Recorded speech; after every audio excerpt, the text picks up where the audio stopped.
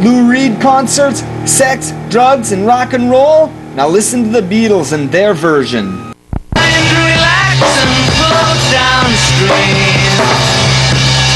It is not dying. It is not dying. Lay down all thoughts, surrender to the void. It is shining. Now let me say one thing clear. Some of these lyrics were taken out of the Acid Bible written by Timothy Leary.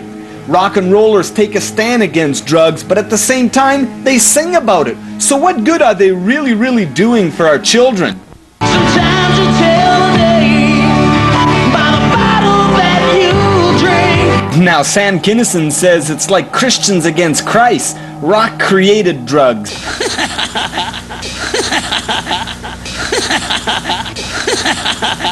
Now friends, who do you think's getting the last laugh here? Or the better laugh?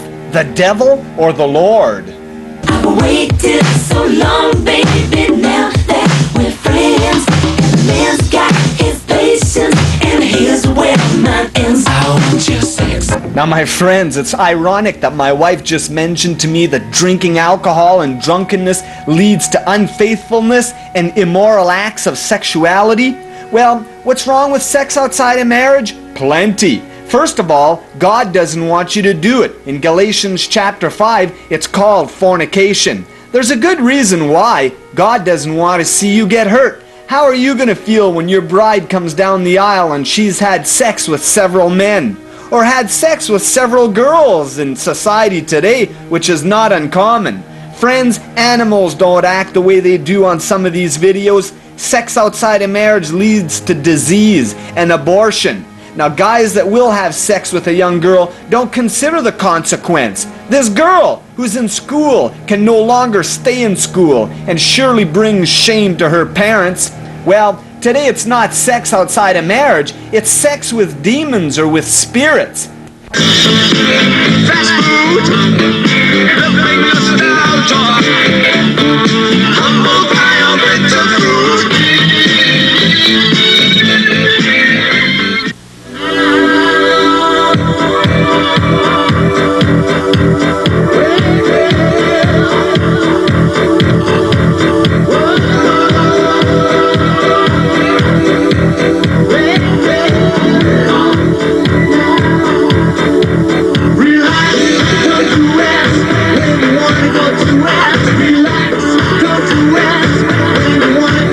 Now my friends, what we saw there is Frankie Goes to Hollywood. Something that you hear in your car when you're watching the radio. The inner sleeve shows animals marching 2 by 2 into what appears to be the Ark of Noah, but instead it's a man's reproductive organ. Now I can't stress it enough, friends. You're either on the Lord's side or you're on the devil's side. There's no in between. You're either consorting with the enemy or consorting with the Lord. How is the devil again going to try to deceive you? Through violence. Now rock and roll is a pure aggressive art form, says Blackie Lawless. When the devil was a musician in heaven, he caused violence in heaven, rebellion. But the Bible says rebellion is the same thing as witchcraft. So don't be surprised when Christ told you that in the end days it would be just like it was in the days of Noah. You see, in the days of Noah, God flooded the world because the earth was filled with violence. And now, in the end days, again we see anarchy and violence. People doing what they want to do. The belly.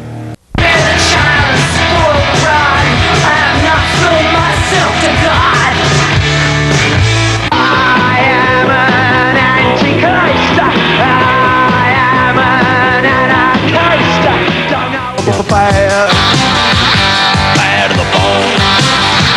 And that's what rock and roll ought to be. The kids ought to come up and just hit you right in the face. I don't mean breaking noses, but I mean with what it is they have to say and dressing different so that adults are going, oh, God, yeah, that's it, you know. Make them throw up. Now one thing's clear, when Christ said that it would be just as it was in the day of Noah, in the last days, and that is violence, that's exactly what we see in rock and roll music. Is there a connection with the rebellion and the violence that Satan caused in his midst when he was in heaven? A musician? And now he's called the ruler of this world? Surely there is.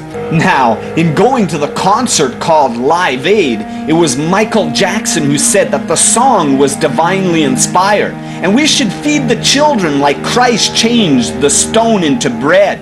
But you see, my friends, if the song was divinely inspired, who inspired him, God or the devil? That's one of the miracles that Jesus wouldn't do when he was tempted by the devil. That is, change the stone into bread. He replied to the devil by saying, "Man shall not live by bread alone, but by every word that proceeds out of the mouth of God." So what's going on in rock and roll today? Rebellion and violence. And not only rebellion and violence, but satanic symbols are being used, such as the pentagram, associating rock and roll with the devil. Now watch this. One thing's clear. This kind of behavior was unknown to your great-grandparents and even your grandparents. So could this be a fulfillment of the prophecy that there would come a generation of rebellious children?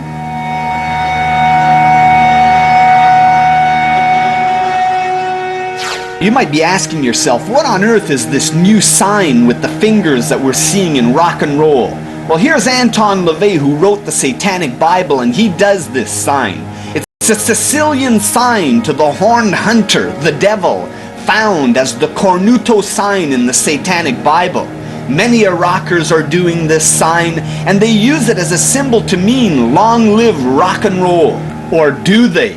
Now, just as the pentagram is found in secular rock and roll today, we find the cornuto sign used by many rock stars today. Well, one thing's clear. Remember, Jesus said, "He that does not gather with me is scattering abroad." In other words, you're either at his table or the devil's table. Who are we consorting when we see people signing what is known as the cornuto? Now, is it long live rock and roll? Dio was the one who helped promote this sign with the flashing devil in the background. Chris de Burgh on Spanish Train kind of reconciles the devil with Christ. The palm hand of Christ with the nail print with the cornuto sign. Well, we know that sooner or later the coming Antichrist is coming. That is a one-world political leader who is actually an incarnation of the devil. You know, 666 and that. Well, bands are now singing about him.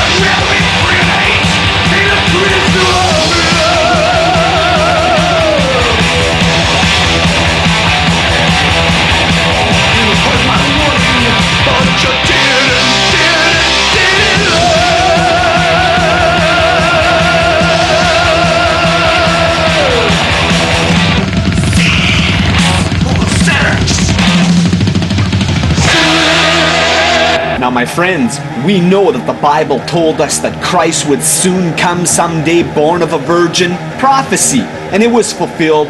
The Bible has prophetically told us that there's coming a one-world political ruler who's going to come out with the mark of the beast, 666, and he will come just as Christ has. Many bands are using this symbol. So what is this doing for society? It's kind of letting us know and getting us used to the fact that he's coming.